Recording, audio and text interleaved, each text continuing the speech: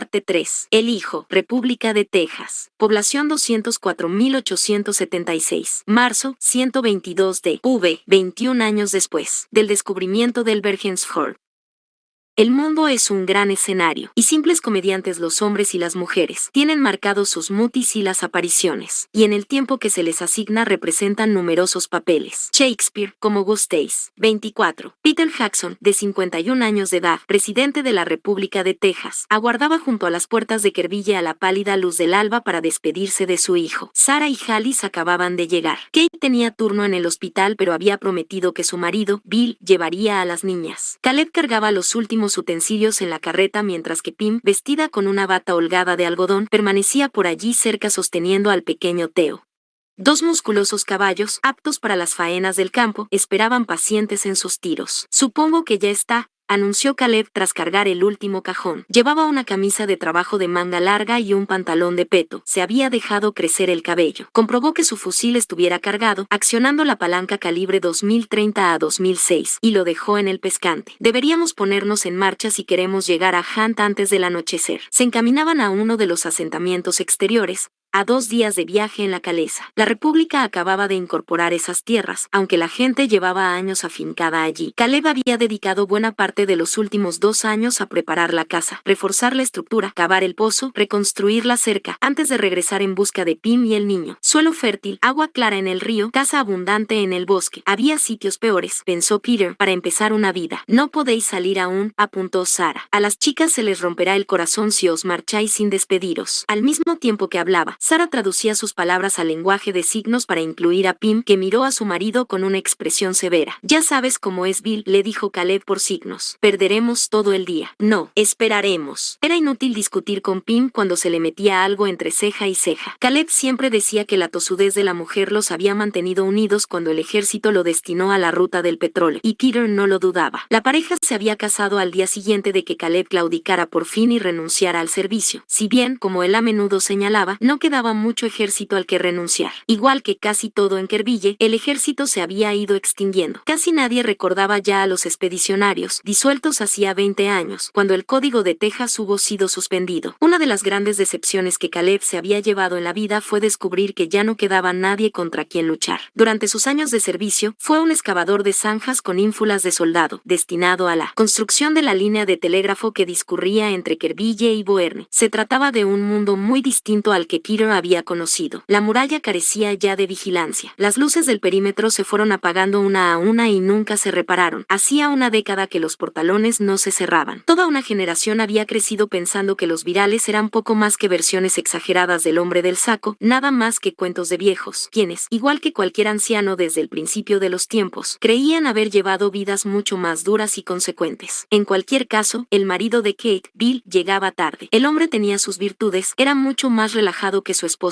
lo que contrarrestaba la crispación que había desarrollado éste en su madurez, y saltaba a la vista que adoraba a sus hijas, pero tendía a la dispersión y era desorganizado, bebía y jugaba demasiado y carecía de la más mínima disciplina laboral. Peter había intentado enchufarlo en la administración como un favor a Sarah y a Alice. Le había ofrecido un empleo de oficinista en la agencia tributaria que requería poco más que estampar sellos en un papel. Sin embargo, al igual que las breves incursiones de Bill en la carpintería, la herrería y el transporte, no tardó mucho en dejarlo. En buena parte se conformaba con cuidar de sus hijas, prepararle a Kate alguna que otra comida y largarse a jugar por las noches, a veces ganando y otras perdiendo, si bien, según Kate, ganaba un poco más que perdía. El pequeño Theo empezó a protestar. Mientras Caleb aprovechaba el retraso para limpiar los cascos de los caballos, Sarah tomó a Theo de los brazos de Pim para cambiarle el pañal. Justo cuando comenzaban a pensar que Bill no llegaría, apareció Kate con las niñas y el hombre caminando a su zaga con una expresión contrita. ¿Cómo te las has arreglado para escapar?, le preguntó Sarah a su hija. No te preocupes, señora directora, Jenny se encarga de todo. Además, me quieres demasiado como para despedirme. ¿Sabes? No me gusta nada que me llames así. Ella y su hermana pequeña, Mary, a la que todo el mundo llamaba Trasto, corrieron hacia Pim, que se arrodilló para abrazar a las dos al mismo tiempo. La capacidad de las niñas para hablar por signos se limitaba a unas cuantas frases, y todas intercambiaron expresiones de amor rodeándose el corazón con la mano abierta. Venid a visitarme, les pidió Pim. A continuación miró a Kate, que que tradujo sus palabras. ¿Podemos?, preguntó Trasto, emocionada. ¿Cuándo? Ya veremos, respondió Kate. A lo mejor cuando haya nacido el niño. Se trataba de un tema peliagudo. Sara quería que Pim retrasara la partida hasta después del nacimiento de su segundo hijo, pero para eso tendrían que esperar a finales del verano, demasiado tarde para sembrar. Y Pim, obstinada como era, no tenía la menor intención de regresar únicamente para dar a luz. Ya lo hice en otra ocasión, decía. No puede ser tan difícil. Por favor, mamá, suplicó ella.